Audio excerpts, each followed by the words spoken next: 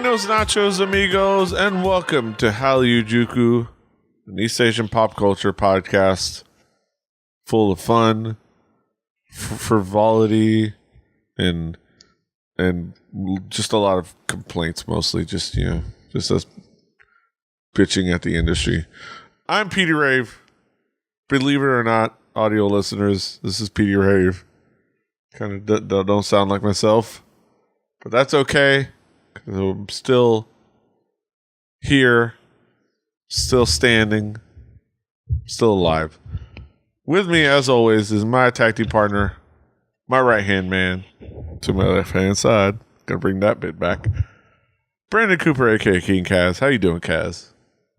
I'm doing well. How are you doing, my good friend? Good, Yeah, we're here. We're hanging. We're doing our thing. Talk about the world of East Asian pop culture, as we often do. Of course, we start off with what's new, what's caught our attention since we last gathered, which is a short time. We tried to bring a couple of episodes back to back really quickly to kind of get back into the rhythm, but we still had quite a few things to talk about. So before we get into our individual songs, of course, there's a big release that I think warrants kind of being right up at the top. Jonghyun, his album that he made before his unfortunate passing, was released.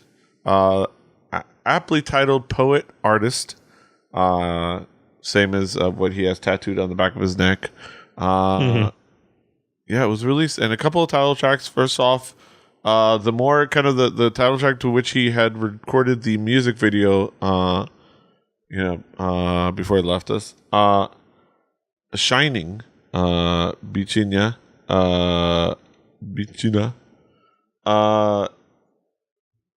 and it's odd to kind of like have this kind of a song, but a posthumous release, but it's a fun song. It's a fun, kind of catchy, energetic song, very much in line to what I think kind of a good successor to what his debut album had, but a little bit more modern than his debut album. And if you want to see a nice review of it, we did a recent episode of Record Breakers. Actually had the guys listen to it, but this one was really nice. It was had a really nice energy to it.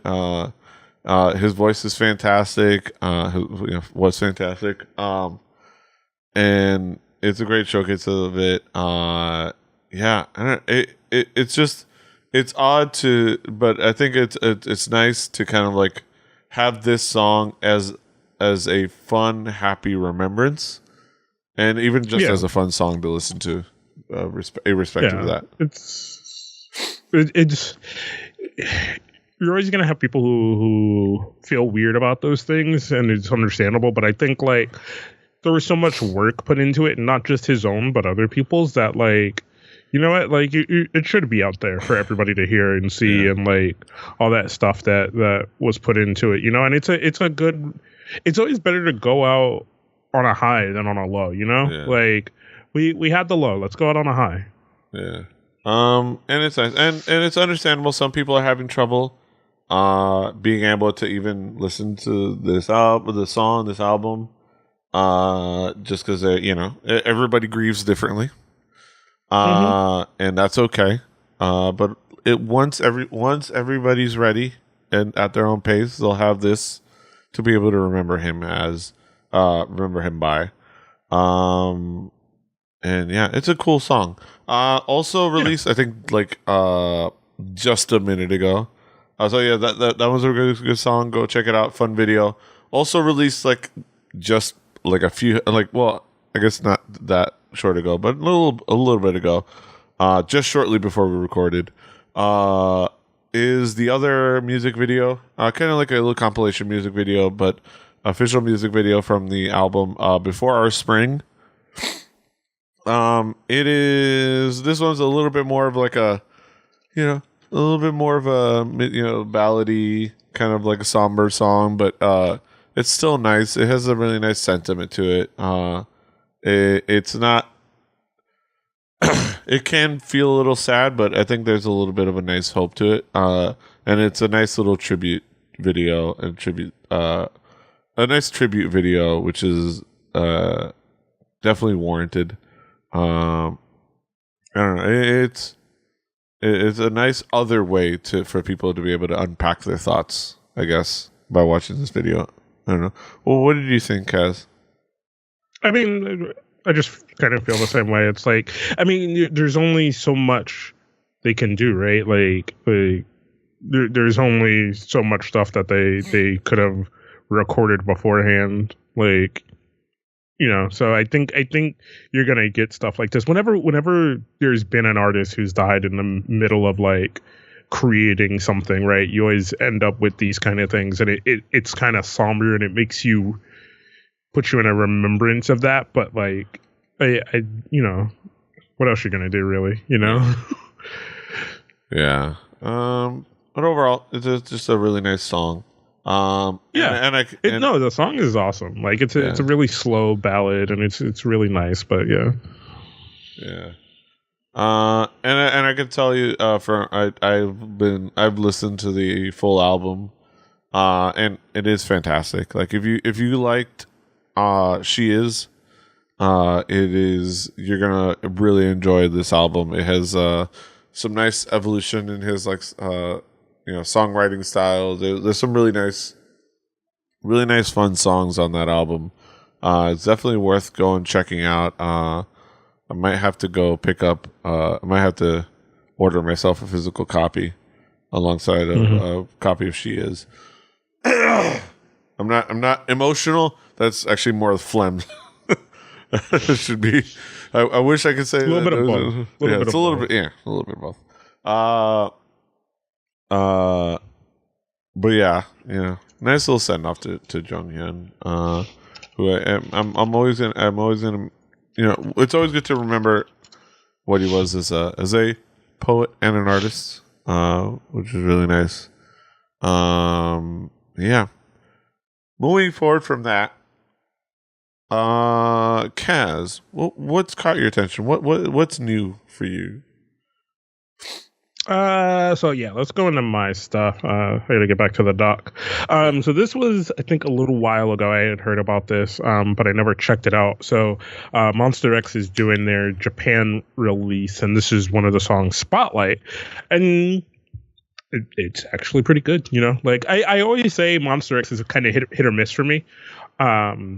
And I'm never really sure what I'm gonna get from them. Like I feel about other groups, like Block B or some other groups like that, where I'm like, I kind of know exactly what I'm going to get from them every time.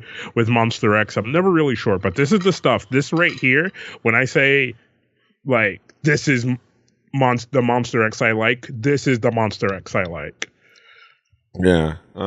This is like an example of what works for them. Of like, it has a nice intensity. It has a really good energy.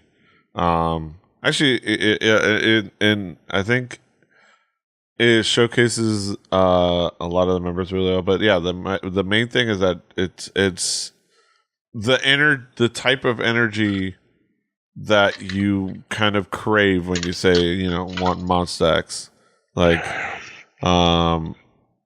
and then we've definitely been through our journey with Monster X from the very beginning. We were there. But yeah, they haven't always, delivered something that has inspired us, either of us. But I think that they have definitely a lot of potential still to be a solid group going forward. Like I don't feel like how I did. Like, remember coming out of the show, we kind of felt like they had no direction, right? Like, we felt like they were just living off the popularity of how well their kind of reality show thing did.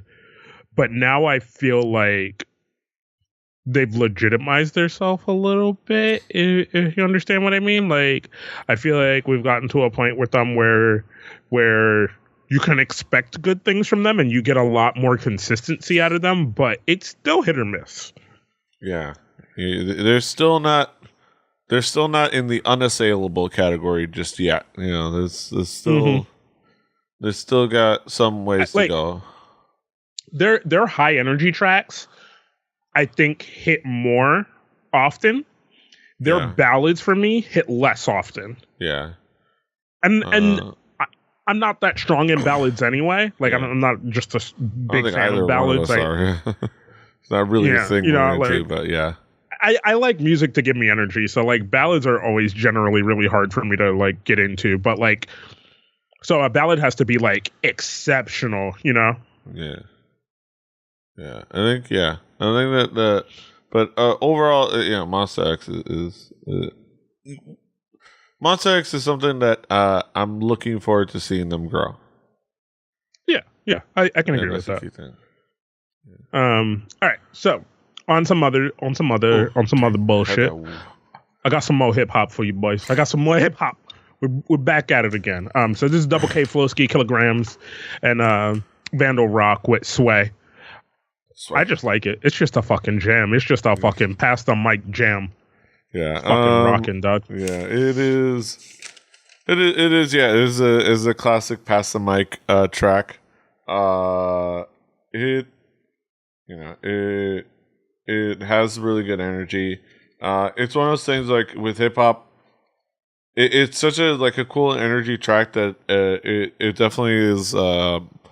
I know that I'm intrigued. You know that classic you're intrigued when you're immediately looking to try and find the lyrics. Especially with hip hop in a language you don't understand. You either when it doesn't hit for you, you don't care. But when it's like, oh, there's something happening, something. And that drop in this song is with the horns. Holy shit! Classic. Nothing. It's not the most innovative thing in the world, but it is fun. Don't have to reinvent the wheel. But I think it works well. And it's always fun to see. It's always fun to see Flow Sick. And it's always intriguing to stare upon Kilograms, because I feel like I grew up with people like Kilograms, just of a different ethnicity, but yeah.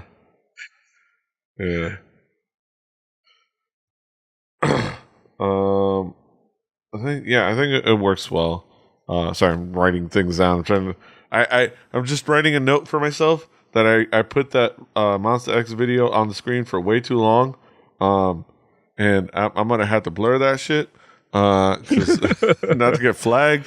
Because not only is that I did it too long, but it's a fucking Japanese release. You know how that go. That's not a demonetization. That's a strike. But yeah, really cool stuff by the. I think they're all the same. No, are they all the same label?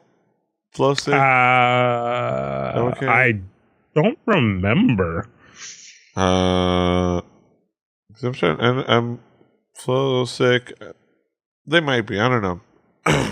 Yeah. That feels like something that would be worth looking up later. Yeah, cool stuff. Moving forward to my songs. I only have a couple songs, but is a couple of good songs, I think. We have the next comeback from the veteran former Wonder Girl, Sunmi, coming hot off the heels of the success of Gashina, which is a fantastic track. Coming back with a new track called Heroin, Chuin Gong. I really enjoy this song, especially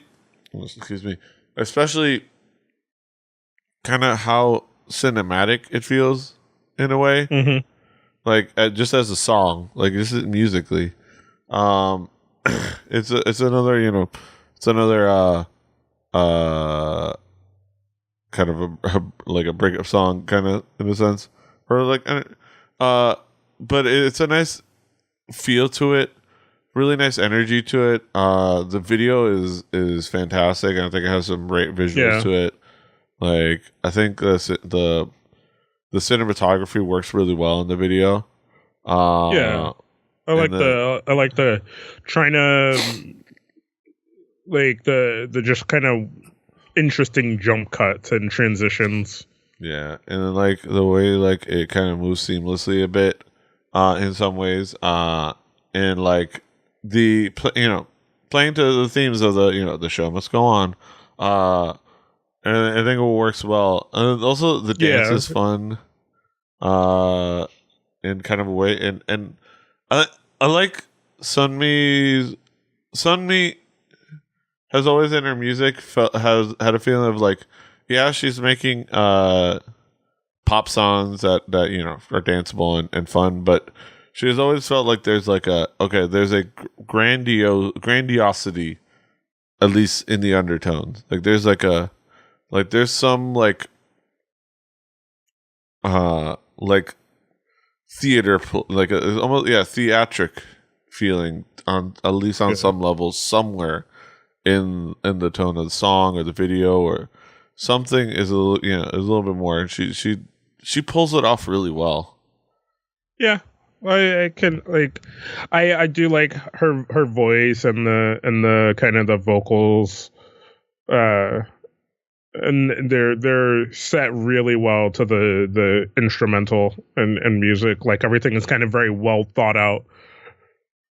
Yeah, I think that's a big thing. Like it's very much like all the way harkening back to like 24 Hours and Full Moon, where like those are like, I mean, you would call them classics at the time, like because like they were iconic like songs and dances because like she created a mood and a way to tell a story, even in like the whole barefoot on stage thing created its own like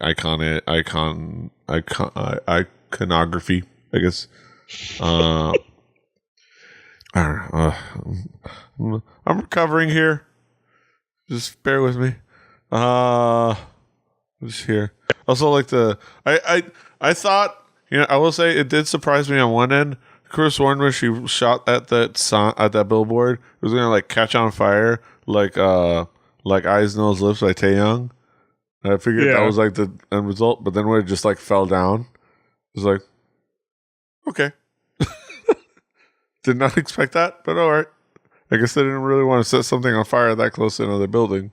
Also, I could have sworn that was the billboard from Eyes, Nose, Lips, and I'm not sure if it isn't. They just use the same billboard. Yeah, it's like, oh, we could just use this. It's like it's still burnt from that's what was left over. Those like 3 panels. Yeah, that's why it just falls over now. Yeah. There's nothing to hold the new billboard stuff up. It's like, all right, it'll stay there for a few seconds. Like, but yeah, it was fun stuff. All right. Also, my next track, I'm gonna bring my own hip hop. This time, Ravi. Speaking of kind of groups that we've had our journeys with, I know you've had your journey with the Vix, but we've had our ups and downs, but we know people who absolutely love them, and they've kind of hit a stride, I think, with their fandom as well. So, it's been nice to see them trying to like branch out and like with their like solo stuff, and specifically Ravi. Ravi is an interesting guy. He's not always my cup of tea for his solo stuff. He can have this feeling of like being a bit of a tryhard sometimes. But like, I think he has what he wants to do. But I think on Asian Junkie they pointed out that where his strength lies is when he tries to, when he reaches out and tries new things and experiments a bit. And this definitely is a nice, like, This is experimental. definitely that, and it works. It works really, really well. Like the sound that you're getting here, and like how he's placing his vocals works really well. Yeah, and like I think also using somebody like Park Ji-min, Shia 15An. Well, I don't know how much that group still exists, but whatever. Works well. I think it provides a nice contrast because she's a fantastic vocalist, a fantastic singer. Like, and I think that works to kind of like temper some of that the tone. I think, and yeah, the visuals on the videos is also really cool. Like with all the colors and stuff, and the colors of the scenery, and like using that blindfold stuff and whatever. I should say the song is Nirvana plus alcohol, because it's his song Nirvana, and then it also kind of cuts into the other track on his mixtape, Alcohol. This is off his second mixtape, also called Nirvana. Which I do. It is funny that that they're using the term mixtape. But I think it works well. I think it does kind of like does bring up that whole thing that somebody I think they've been bringing up the idea of some like record labels, which is mostly here in the States, not elsewhere, using the term mixtapes just so you don't have to pay you album money. Yeah, that's what it made me think of. It's like, at first it was like when it was like what's his name, Chance the Rapper calling his albums mixtape. He was like, oh, he's staying true to the streets. It's like he releases mixtapes, not albums. But then somebody was like, hey, somebody pointed out, I was like, well, all these mixtapes, like, yo, they kind of just cutting our pay in half just by calling them mixtapes. Like, what?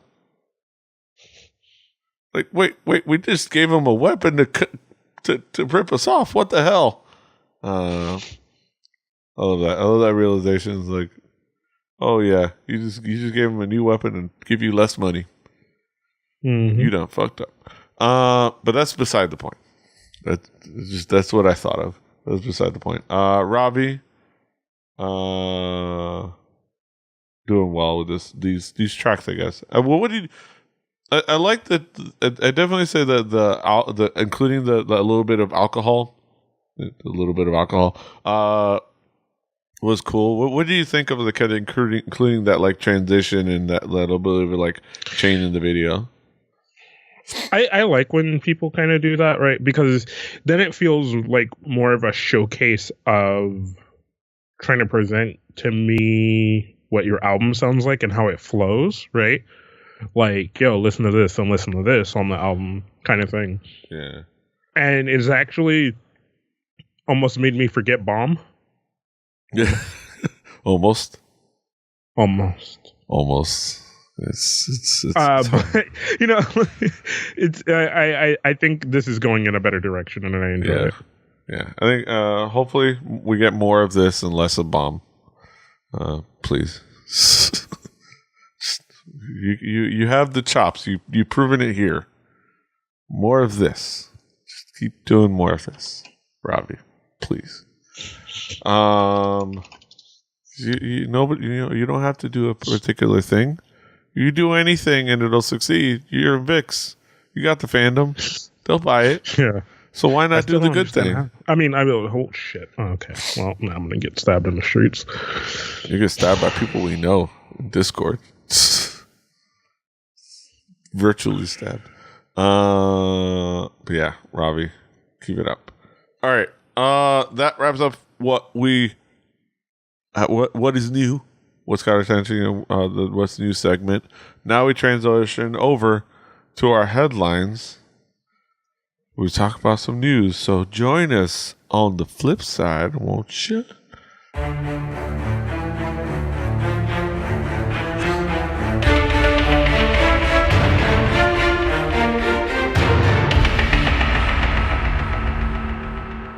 Welcome, ladies and gentlemen, to the headline segment of Hallyujuku. So we talk about some topical topics, things going on in the world of East Asian pop culture, mostly K-pop, but actually this time, not just K-pop. look forward to that. It's fun. All right, first headline up on the docket is some silly behavior, but it's kind of fun. 19101 fans arrested in Malaysia after illegally selling goods, plus vid of them crawling like special forces past security. Which I love. Total of 19 fans of 101, 7 of whom are Korean, were reportedly arrested in Malaysia recently in connection with 101's fan meeting there. Why? Because they were on tourist visas and went to the country to sell goods, which violates Malaysian law, which violates a lot of countries' laws. When you go on a tourist visa, you don't do work. That's what a work visa is for. See, there's a tourist visa and there's a work visa. Yeah, and there's a tweet says it looks like it's now 7 Koreans and 19 in total arrested in Malaysia during the 101's fan meet for violating immigration laws. They visited on tourist visas, were caught selling merchandise, just becoming a business and violating Malaysian law. Yeah, in turn, definitely shouldn't have fucked around with that shit in Malaysia, especially since people are saying they were brazen enough to set up booths and shit. Yeah, honestly, yeah. The coverage is just, and not Asian Junkie, the coverage is just, he says, an excuse to post this video, which is great, I think, because it's a great little video where you can see, with some nice little subtitles there, you can see people kind of sitting around waiting in line, and you see people crawling in through the bushes, trying to sneak past security. It's amazing. It's like fucking Rainbow Six Siege up in here. Trying to get to the payload. And what it was is they're trying to sneak in the cams. You know what happened? In shit like that, everyone else is walking, and then one motherfucker doesn't know what the walk button is, and they full run, and you're like, you loud clip-clopping motherfucker. Like, walk. Yeah. Like, what's the walk button? And then they hear you, and then they shoot you through the barricade because they got an aimbot. Yeah, I don't know. This is kind of hilarious, but it's like it's more. It's hilarious to see the the steps that like fan sites in general will go to when I gotta get this camera in here. I have to get this camera in here. Also, I'm gonna make this money, and it's not even like you would call them 101 fans. It's 101 fan sites. Like people have turned fandom into a business. It's I don't know. It's kind of hilarious and a little ridiculous, but not unexpected. Did you scroll down to the one of the girl, the fucking camera up her skirt? Oh, let me see the first comment. Oh yeah, it's like upper skirt. She got the camera like tied around her legs. It's like, yo, she's walking like hit her huge at the underskirt. And it's hilarious. You can see like I should put it on screen. Yeah, you can see that she's waddling. Like she's turtling, which is hilarious. And yeah, I can't quite see it, but yeah, they could see the camera in there. It was hilarious. I don't know. What are your thoughts, guys? I have none. These are just people. Look at the rules for a place before you go to that place. I will say, even I've made those mistakes of going to places and not. Knowing that the rules are different. You always got to know what the rules are, when you go anywhere. So you just have to make sure that you know what the fuck is going on. Just know what the fuck is going on before you get there, man. Yeah. Yeah. Calm yourself. Learn the rules. Stop it. Speaking of people trying to get around the rules. And it's kind of fucking silly, but kind of sad. People faked being a fan of rookie girl group Busters so they could enter Idol Star Athletics Championship. This is an warning. It's an all K-pop article for those that would rather not. You can also just look it up on our K-pop, and they'll have the bot there. But the article's here. Several fans were caught using rookie girl group Busters to swiftly enter Idol Star Athletics Championships. Obviously, Idol Star Athletics Championship is a big athletics event they have usually on Lunar New Year and Chuseok. It's just like a big field day essentially, but for a bunch of idol groups, and there's a lot of back and forth on whether it should be done, but whatever. But it's a lot of chance for a fun event for people to get out there and do sports and stuff, and also by all accounts, also a great way for idols to hook up secretly. It's a great way for they're all in one place and out there in the open. But yeah, on January 15th, the recording for the Lunar New Year special of ISAC took place at Goyang Gymnasium in Gyeonggi-do. This was the first ever ISAC for the rookie girl group Busters. The members even prepared lunchboxes and handwritten letters for their loving fans who came to support them. And it was cute. Look at them. The handwritten note. Total 20 seats were dedicated to Busters fans. Unfortunately, only 11 seats were filled. It's revealed that out of the 9 empty seats, 4 did not show up. Understandable. While 5 fans moved to another section. The 5 fake fans of Busters were actually fans of an unnamed 5-year girl group named identified as A. These fans pretended to be fans of Busters to skip the long waiting line process for the girl group A section. In response to the issue, Busters agency announced that the fans have been removed from the girl group's fan cafe and prohibited from attending all future events. That'll teach them. Yeah, and then people have been shitting on them, rightfully so. Yeah, except for that middle part, everything else, yeah. Like other people have been like, "Yo, you done fucked up. That's fucking you should be ashamed of yourself. You're fucking rude. Your mama got big toes. Like all the good shit, Because that's what you should say to people like that. Like, because basically there was a long they saddled up to the line for the girl group that they like, and then they were like. They looked over and they were like, yo, ain't nobody in that other line. They just going straight in. Yo, get your phone out. And that's fucked up, dog. That's fucked up. Can't be doing shit like that. Can't be doing that kind of stuff. Like, it is. So it's such a bummer because you're... For anybody who's been through the process of training and debuting the K-pop, that step of like, all right, we're gonna debut. Oh, we're finally gonna debut. We're gonna be on stage. It's gonna be tough, but at least we've debuted. At least we have that going for us. Maybe we'll get some fans. Maybe we'll do our best. Then you find out 20 people are gonna be you're not a huge group, but the fact that 20 people are gonna come and see you and root for you at the Idol Star Athletics Championship on your first time there among all these sunbaes that you respect and like 20 people, and then the fact that you show up and it's like, there's only 11 of them. Oh, okay. Yeah. But we made 20 lunch boxes though. Yeah. Yeah, I'd have ate those lunch boxes. I'm just saying, I'd have ate them. I'd have been there and I'd have ate them.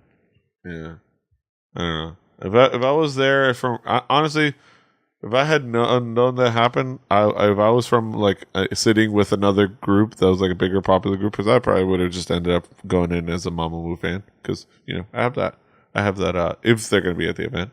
I am a card carrying Moo. I would. You wait in the line with your motherfucking people. Yeah. But if I find out somebody got done dirty like that, I don't know. I might have gone over there to be bring up their numbers, root for that group. At the very least, rooted for that group, make them feel a little happier. I don't know. It's a little bit of a bummer and shame. and they should be punished by the group that they snuck in, to be that they were actually be a fan of. That'll hit them harder. Like, yo, step up, girl group A. I don't know who. We don't know who it is. People could probably do math, but as far as who it could be, but who cares? It's not important. But yeah, just stop it. Wait in line. Know the rules. Eat your vegetables. I don't know. I had nothing beyond that. Moving on. Speaking of people making other people fall in line, China bans, quote, hip-hop culture, subculture, and dispirited culture, end quote, from television. Yeah. Yeah. China's State Administration of Press, Publication, Radio, Film, and Television, of course, Saproft, or Saparoft, I'm going to call him Saparoft for short, has reportedly banned hip-hop culture from television. The country's top media regulator, Saparoft, now specifically requires that programs should not feature actors with tattoos or depict hip-hop culture, subculture, non-mainstream culture, and dispirited culture, decadent culture, end quote. Sina Chinese news outlet reports. And the order is fantastic because these are the four rules of that they outlined. Absolutely do not use actors whose heart and morality are not in line with the party and whose morality is not noble. 2, absolutely do not use actors who are tasteless, vulgar, and obscene. Those are my favorite kind of actors, really, honestly. 3, absolutely do not use actors whose ideological level is low and have no class. Really, those are precisely the actors I want in things. And 4, absolutely do not use actors with stains, scandals, and problematic moral integrity. Apparently, there's been some evidence of people being kind of at least seemingly hit by these bans. It's comically heavy-handed, but I like the rejoinder at the end of this Asian Junkie article that says, that said, if it saves Chris, Luhan, and Jackson from dropping rap singles, it's honestly doing them a favor. I think that's a little mean. It's a little rude. Talking about being heavy-handed. Hey. That's being a bit heavy-handed. Let them have fun. Even you don't have to listen to it. I mean, I don't, but yeah. That's why there's called a next button on any music thing that you have. But that aside, yeah. So that aside, right? This is very like it just seems so unnecessary, right? Like it just seems so strongly unnecessary. Like there's no way around how unnecessary this like comes across. Yeah, and it's very heavy-handed, and it's very unnecessary and heavy-handed in a way that you kind of almost like you remember, oh, it's China. They're communists. Like they have a big. Well, it's not even communist. It's their government is a little strict. A little strict, just a bit. And it can be tough for people. Yeah, and you almost have to appreciate like how hard it is. It's like that. It's oh my god, K-Populous with the great comment. Absolutely do not use actors with stains. He says it's official. Chinese actors have to shower the hip hop away. It's great. Yeah, and it's unfortunate, but it's honestly probably just not unexpected. And you appreciate the struggle of having to like create media and be creative in China. In any way, like it's that back and forth because that's a huge like it's the struggle and the landmine that it is having to deal with like the censorship and the and things like that. But it's so tempting because there's a lot of money there though. Like, and it's like Yeah. and it's like, so you understand why you want to tap that market. It's why it's worked out for Tiara. Like, honestly, if it wasn't for the fact that they were huge in China, they probably wouldn't. I don't know. They probably would not have survived the fuckery that they dealt with in Korea. Like, but they're doing their thing. They're making money in China. They've made making money in China. It's probably what's going to help them going forward, and trying to like fight the legal battle now going forward, of trying to get their name and whatnot. But yeah. So let's talk about this semi-connected thing to this other story, right? So I put up this apparently this little feature from this blog called Cliche Niche about the status of hip hop. Allegedly. That's where you got to throw those in there, right? What I had heard was, so there's an artist called PG1.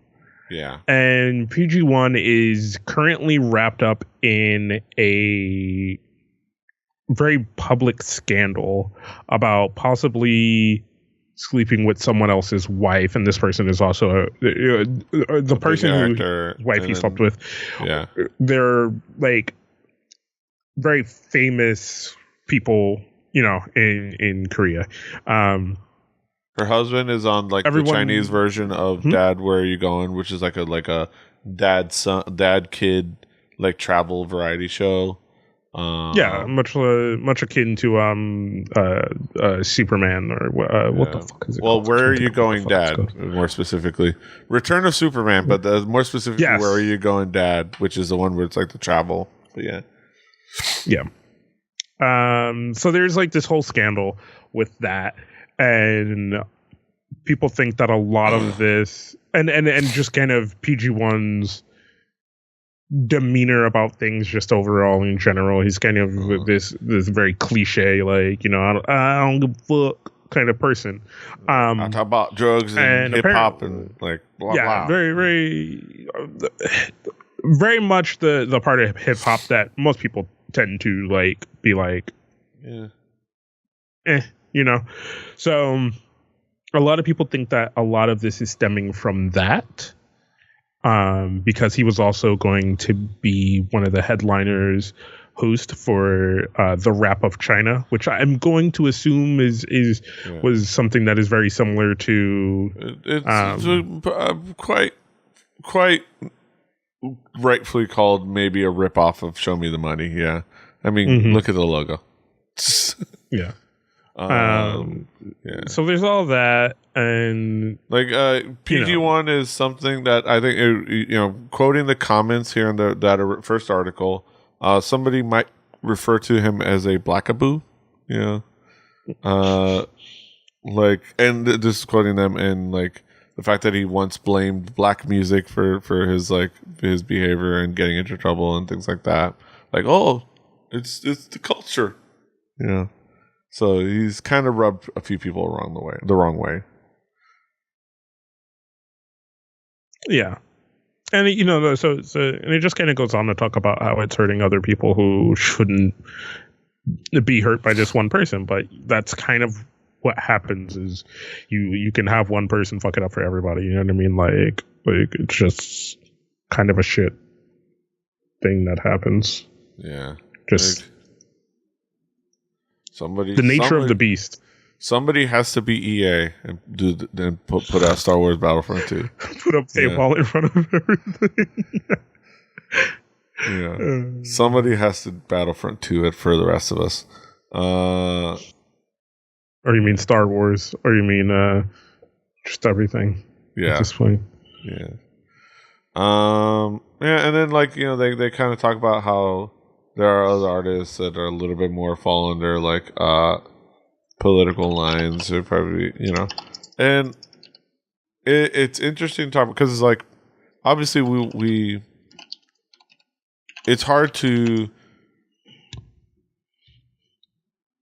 it's probably a little bit unfair for us to judge another country's approach and culture, but it's hard for us to kind of wrap our heads around how this turns into that, because like, you know, you kind of have this thing called the First Amendment, so like the government isn't involved with anything in music. Well, I shouldn't say that. That's how we got the parental advisory sticker. And honestly, that's how Two Live Crew got a career, because they got banned. If they didn't get banned, they wouldn't have shit for a career. Yeah. But ideally, we can't think of like the idea of like banning an entire genre from like television.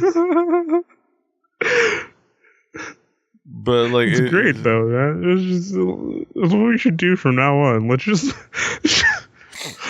ban fucking shit for a while. See how it turns out.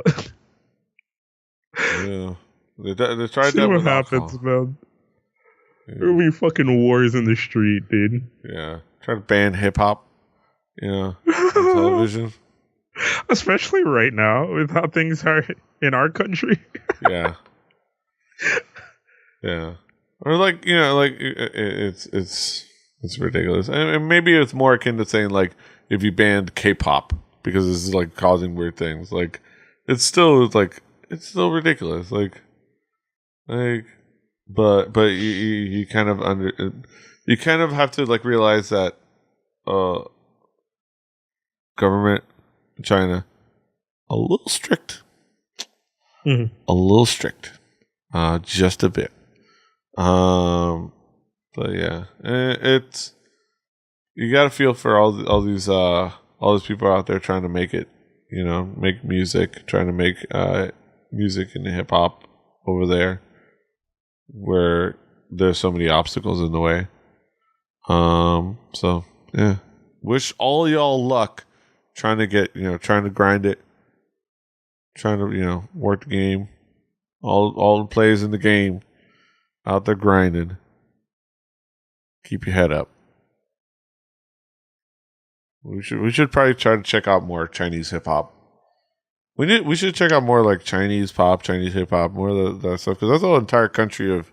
I mean, that's several countries. So we talk about China, we talk about Hong Kong, you know, Taiwan. There's so much there that probably is happening that we don't tap into. Just like how we don't tap into enough of Japan.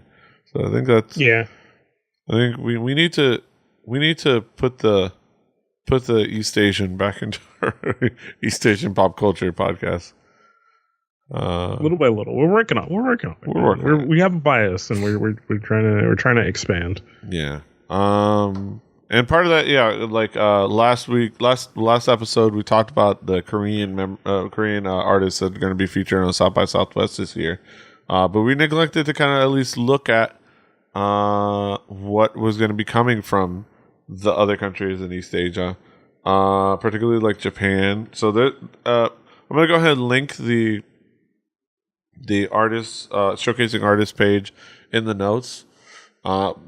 There's going to be, you know, not just Korean artists, but there's going to be Japanese artists and Chinese artists as well, and artists from all over the world. It's the place to go and get showcased.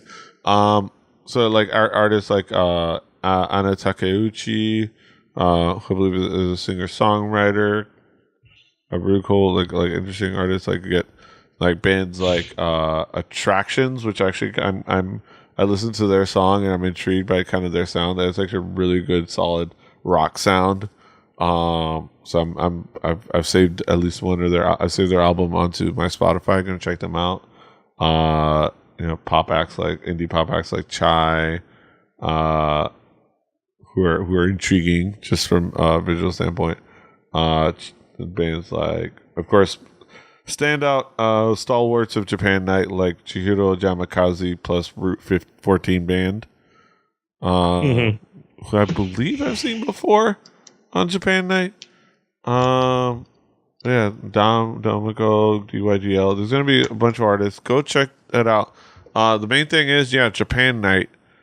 If you're not going to be going to the K-pop night out, not Korea Showcase, or if they somehow do not clash, which I think they've probably just have settled into that Friday night slot, which is unfortunate because Friday night has traditionally always been Japan night. And that is always a really cool showcase of like far out, like indie, really cool, like different variety of Japanese artists, which are definitely worth checking out. We have, as we've discussed on this show, at least once or twice, specifically with our good friend Roberto Villegas, who is an Austin native and a big champion of Japan Night. It's definitely worth checking out if you find that either you can't can't make it to the Korea showcase, don't want to, or just don't want to deal with that huge crowd, because it's going to be a huge crowd. Japan Night is definitely worth checking out. Of course, it would be awesome.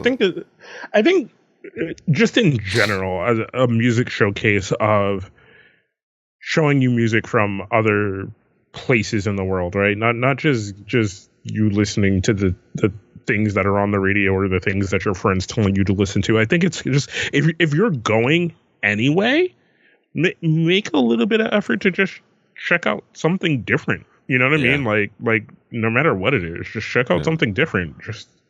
Just to see what it is and see if you like it and see what it sounds like. And maybe that particular sound doesn't interest you, but maybe the musicality from that country interests you. So you're just like, yo, what the fuck is this? Oh shit. You know, like I want to see more of what they have to offer. Yeah. Like it's kind of what K-pop did for me. Like I kind of knew of K-pop, but when I went to Korea and I kind of started to hear it and I started to hear things that were, you know, it helped that there was similarity, but when it got to like just finding things that I found interesting, you know, like at the time I was kind of super into J-pop and stuff like that, but then listening to K-pop was different, you know, and it was so much more interesting than K-pop. So like it just made me feel a kinship to it, and I wanted to learn more about it. So yeah. It's kind of the best thing about having these kind of things in the world. Yeah, it's expensive as fuck. But, you know, don't buy a badge. Fuck badges. I mean, it's still expensive as fuck. It's the thing that just, it brings up every cost in that city ever. Yeah. Yeah. You know, but I would say, you know, first year, try some different restaurants. Maybe if it's your like second year, come on back. Just eat Whataburger every day. Just do that. Just get a cheap burger and then go to shows. A lot of them are $10, maybe 15, maybe $20. They might even have free drinks there. Just saying. They sometimes give out free drinks. Different places. Go keep an eye out for that. But yeah. That wraps things up. That brings us to the end of another fantastic episode of Hallyujuku. Kaz, what's going on? What's going on in your world? Sports Odds and Ends, man, the show that me and my good friend JVZ do, where we talk about all the goings on, all the mishaps, all the haps, all the non-haps, all the haps that people thought were haps, like a fight breaking out that didn't actually break out. All the haps on the craps. Yeah. We talked a lot about esports the other day and kind of the inaugural season of the Overwatch League and how interesting it was, all the money stuff that's, you know, going on, you know, the exclusive deal that they have with Twitch for right now, as if they're going to go anywhere else. And then also how fucking boring it is because all the top teams have, 9-man Korean rosters. And, you know, guess what? The people who have all Korean rosters win everything. So, you know, makes for not what I thought they'd think they were going to make, where it's making everyone interested because everyone just goes, oh, Lol, the Koreans are winning. Great. Yeah. I mean, it's going to be interesting to see what happens going forward, but yeah. It's a little bit, you know what? The disparity in talent is very apparent, But it always has been with these games. With Blizzard games in particular. Weird. But this one is weird though, right? Because we've had so much time, and the only thing that I could think that has made Korea significantly better is how in tune they are to esports, right? Like they spin up into esports so much quicker. They spin up into competitive play so much quicker than we do, right? Like being highly skilled is sought after in a different way than it is here, and it's very interesting. Yeah. And but it feels really weird, right? Because a lot of the guys who are on these teams have been playing at those competitive levels and seemed so much, and maybe this is my bias, right? Seemed so much better when they were on like esports teams and not these franchise teams brought in to this and had these mixed up rosters and now have to play with different people. But there are even teams who are playing with the same people they played with before and just are shittier for some reason all of a sudden. Yeah. So it's definitely an interesting thing. It's like suddenly, I'm one that I haven't been a regular watcher of esports, and it's something that I was going to be wanting to check out. I think just because I don't know, it was as much as it does feel counterintuitive to what is understood and what feels right for esports. I kind of liked, we're gonna have a Florida team, I kind of got over my mishaps with that, and I'm in a better place now. You're in a better place. I'm in a better place now. But I also just I feel like they should have waited a little while, man, because some of these matches are just so boring to watch just because you watch Korea, they just destroy everyone, right? Like you watch them just methodically destroy everyone, and they're so clean in how they play. And then you watch everyone else play each other, and it's like lazy, and it seems like they just don't know what's going on. And I feel like there aren't enough people who know how to coach these teams. There aren't just not enough player development yet. I think we should have gave these kids more time with their teammates before you threw them on a stage to make money from them. Yeah, a longer preseason. Because what everybody loves in sports, preseason. I mean, yeah, like because think of the spin up, right? So you come off of, like you make this giant announcement. You sign 3 teams? I think they initially signed. Yeah. Then after Worlds, you sign the rest of the teams that you had, which means then these people have to go out and find rosters. You know what I'm saying? And try to find people who could play together. Then you spend all this money, spend some more money, some more money. Okay, now we got to work on logos and we got to get a team house for all these guys to play in. All right, here's a little preseason for you fucks, to try to play against each other, And then everyone else's rosters got dissolved, so there's no other teams that you can play against that you're not gonna play against. You know what I mean? Like you can't go out and say, oh, we're gonna play against this team because we're not gonna see them at this tournament. No, because it's not a tournament league. So anybody you play against is kind of know how you play. Like there's just so much shit that I think got lost in the muddle of, hey, we're gonna make $1 million fucking bajillion dollars. Yeah, esports. But more of that, just more of the discussions of that. If you're intrigued by all those topics, if you're interested in discussions on that, could be checked out on Sports Odds and Ends, sportsoddsandends.com. You can follow everything that he does at King Kaz. I'm at PD Rave. The show is Hallyujuku. Hallyujuku.com. Kpoppodcast.com is another way to get to the same website. Yes, there's 2 URLs. One's easier to say to other people. That's why I have it. That's why I renew it every year. Well, didn't I tell you? Don't you know? Check us out all over the place. Subscribe, like, share. You can even find the show notes if you have a podcatcher like Pocket Cast or similars. Thanks to Squarespace, you can actually just click the show notes on the little podcatcher, so see all the videos and stuff. But yeah. Give it to me straight, Doctor. Until next time, hasta los huevos. Annyeong. Give it to me straight, Doctor. Fighting.